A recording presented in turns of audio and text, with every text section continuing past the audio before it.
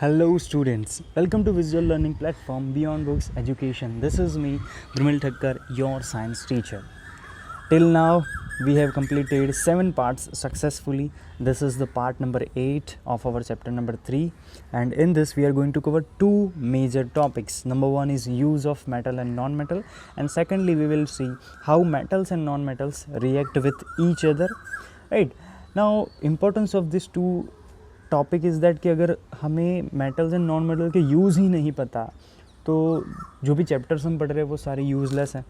कि real life application अगर नहीं पता तो इट डजेंट मैटर कि आप पढ़ो या ना पढ़ो.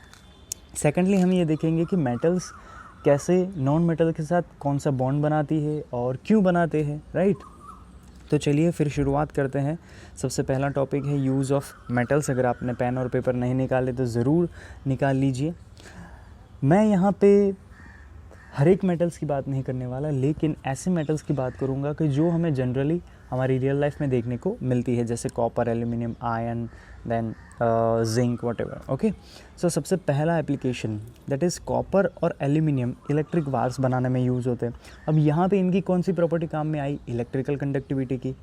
सेकेंडली अगर बात करें iron, copper, aluminium for house hold utensils, तो यहाँ पे कौन सी प्रॉपर्टी काम में आई? उनकी थर्मल कंडक्टिविटी की. राइट. तो ही हम उन बर्तनों में यूज़ करेंगे ना. Right.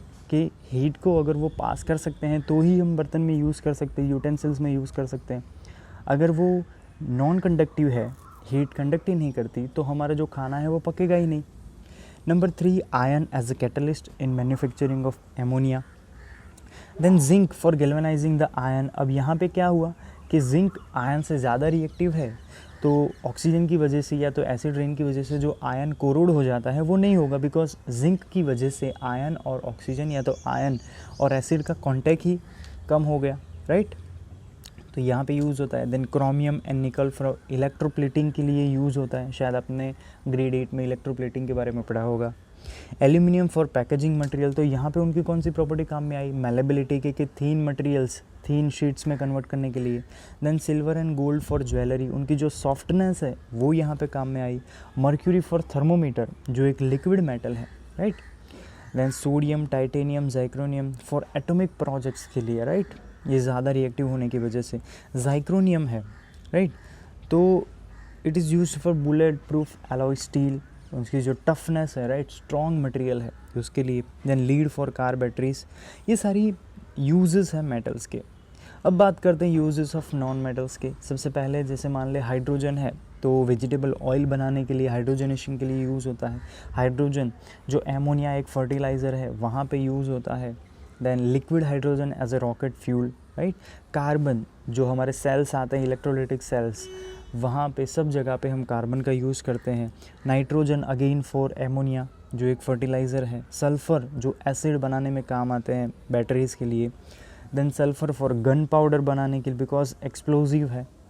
Then sulphur for vulcanisation of rubber, rubber को थोड़ा स्मूथ बनाने के लिए, उसकी इलास्टिसिटी बढ़ाने के लिए सल्फ़र का यूज़ किया जाता है.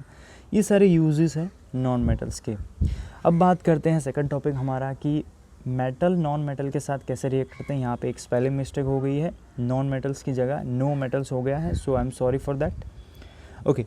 चलिए अब यहाँ पे आपको पूरा कंसंट्रेशन करना है, बिकॉज बहुत ही वास्ट टॉपिक है और थोड़ा कॉम्प्लेक्स है, लेकिन अगर आप कंसंट्रेशन करते हो तो it will be easier for you.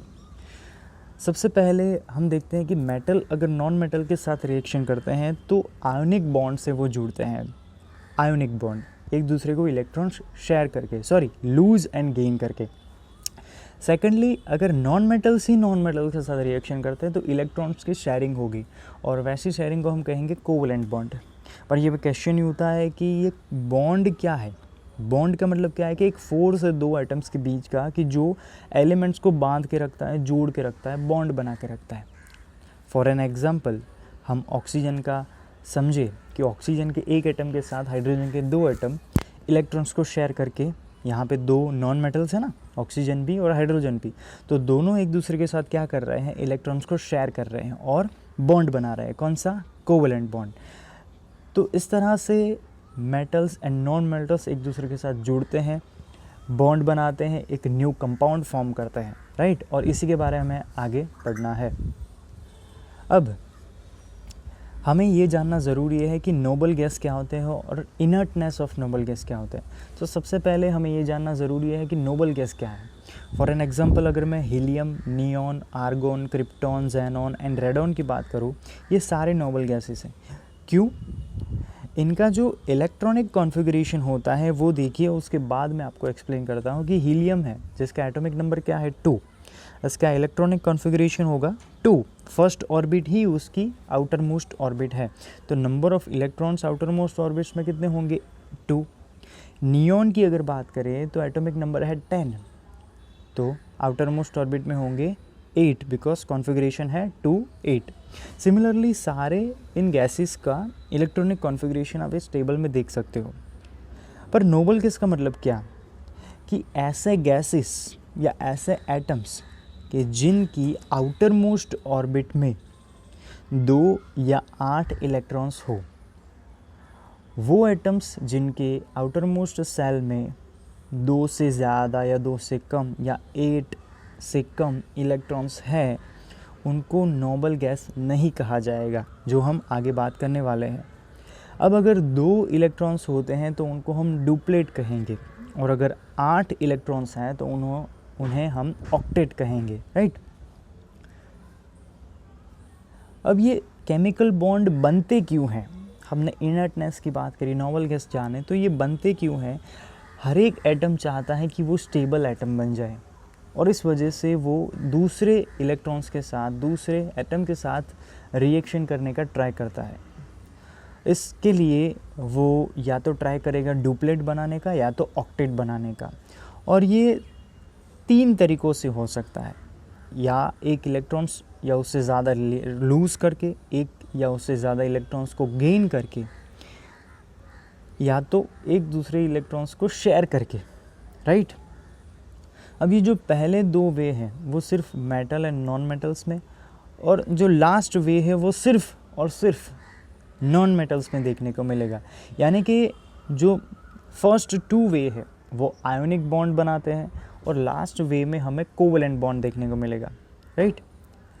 अब आयंस क्या होते हैं ये भी जानना ज़रूरी है। इसके लिए आयंस क्या है कि आयन इलेक्ट्रिकली चार्ज्ड एटम है, जैसे Na+, Mg2+, Cl-, O2-, ये सारे आयंस हैं, यानी कि पॉजिटिव या नेगेटिव। आयन इलेक्ट्रॉन्स को लूज़ करने से या तो गेन करने से बनते हैं, जिसको हम कैटायन या तो एनायन कहते हैं। अब कैटायन कब बनता है? जब इलेक्ट्रॉन को लूज़ किया जाता है, राइट। एक या एक से ज़्यादा इलेक्ट्रॉन्स को लूज़ किया जाता है तो कैटायन बनता है, जो कि एक पॉजिटिव आयन है। एनायन कब बनता है? जब एक या एक से ज़्यादा इलेक्ट्रॉन्स को गेन किया जाता है, राइट, जो नेगेटिव आयन है। ओके, अब हम देखते हैं कि कैटायन कैसे फॉर्म होते हैं। फॉर एन एग्जांपल, हमारे पास जितने भी एलिमेंट्स हैं जिनके आउटर मोस्ट ऑर्बिट में 1, 2 या 3 इलेक्ट्रॉन्स हैं, हर कोई ऐसा एटम इलेक्ट्रॉन्स को लूज़ करेगा। For an example, lithium, sodium, potassium, magnesium, calcium, aluminium, almost all metals, आप ये जान लीजिए कि जितनी भी मेटल्स हैं वो इलेक्ट्रॉन्स को लूज़ कर पाएगी, राइट। फॉर एन एग्जांपल हम देखें सोडियम के एग्जांपल को, कि सोडियम की इलेक्ट्रॉनिक कॉन्फ़िगरेशन है 281, इसकी आउटर मोस्ट ऑर्बिट में 1 इलेक्ट्रॉन है। तो अब सोडियम क्या कर सकता है कि अपने इस 1 इलेक्ट्रॉन को वो लूज़ करके स्टेबल एटम बन जाएगा। तब उसके पास क्या होगा? 10 इलेक्ट्रॉन होंगे और 11 प्रोटॉन होंगे। तो एक पॉजिटिव चार्ज ज़्यादा है उसके पास, तो हम उसे Na+ लिखते हैं। यहाँ पे आपको एक इक्वेशन दिख रहा है कि Na- इलेक्ट्रॉन, यानी कि इलेक्ट्रॉन को लूज़ करके वो पॉजिटिव आयन बनाता है। यहाँ पे आपको एग्जांपल फिगर में दिख रहा है कि आउटर मोस्ट ऑर्बिट में 1 इलेक्ट्रॉन को लूज़ करके it is becoming stable sodium ion, positive ion. Okay, similarly अगर बात करें मैग्नीशियम की, कि जिसके आउटर मोस्ट ऑर्बिट में 2 इलेक्ट्रॉन्स हैं, राइट, ये भी लूज़ कर सकते हैं, राइट। तो अब यहाँ पे आपको ये क्वेश्चन होता होगा कि सर 2 इलेक्ट्रॉन्स हैं तो ये तो कंप्लीट ही है, पर डियर स्टूडेंट्स मैं आपसे ये कहना चाहूँगा कि आप थर्ड ऑर्बिट जो है KLM, M ऑर्बिट की कैपेसिटी कितनी है? 8 इलेक्ट्रॉन्स की है, अब 8 इलेक्ट्रॉन्स की कैपेसिटी हो, अगर 2 इलेक्ट्रॉन्स रखा जाए, इट मीन्स कि it is not a Nobel atom. Capacity जितनी होती है ऑर्बिट की, उसके हिसाब से इलेक्ट्रॉन्स होनी चाहिए। अगर 288 है, राइट, तो वो कंप्लीट नोबल गैस कहा जाएगा, जो आगे हम देखेंगे। तो सिमिलरली कैल्शियम भी इलेक्ट्रॉन्स को लूज़ करेगा, राइट। एल्यूमिनियम भी क्या करेगा, 3 इलेक्ट्रॉन्स हैं तो अगेन वो लूज़ करेगा। यानी कि ये सब मेटल्स पॉजिटिव आयंस फॉर्म करते हैं, यानी कि कैट आयन बनाते हैं। अब इसका इलेक्ट्रॉन डॉट रिप्रेजेंटेशन होता है, इनका सिंबल लिखना होता है, और जितने इलेक्ट्रॉन्स ये लूज़ करते हैं उनको साइड, उनकी दोनों साइड पे बता सकते हैं। अगर ज़्यादा इलेक्ट्रॉन लूज़ करते हैं तो ऊपर या नीचे भी हम बता सकते हैं, राइट। यहाँ पे मैंने दिखाया हुआ है, ओके। अब हम बात करते हैं formation of anion. Anion कब बनता है, जब इलेक्ट्रॉन्स, मतलब जो एलिमेंट्स के इलेक्ट्रॉन्स 5, 6 या 7 हो आउटर मोस्ट ऑर्बिट में, वही एलिमेंट्स इलेक्ट्रॉन को गेन करेंगे और उनको एन आयन कहा जाएगा। For an example fluorine, chlorine, bromine, iodine, oxygen, sulphur, nitrogen and phosphorus, सारी नॉन मेटल्स। जैसे क्लोरीन की बात करें तो एटॉमिक नंबर है 287। अब ये 7 इलेक्ट्रॉन को लूज़ करे, इससे अच्छा है 1 इलेक्ट्रॉन को गेन करे, स्टेबल गैस बन सकता है, राइट। Cl, अब प्लस साइन हम दर्शाते हैं तो इसका मतलब क्या कि इलेक्ट्रॉन गेन हो रहा है। Cl plus electron gives us Cl minus. यहाँ पे आप देख सकते हो कि आउटर मोस्ट ऑर्बिट में 7 इलेक्ट्रॉन्स है, 1 इलेक्ट्रॉन गेन होता है तो 288 बन जाता है। सिमिलरली ऑक्साइड O2 बनता है, राइट, नाइट्राइड बनता है, और इसी तरह से दूसरे एलिमेंट्स भी बॉन्ड बनाते हैं।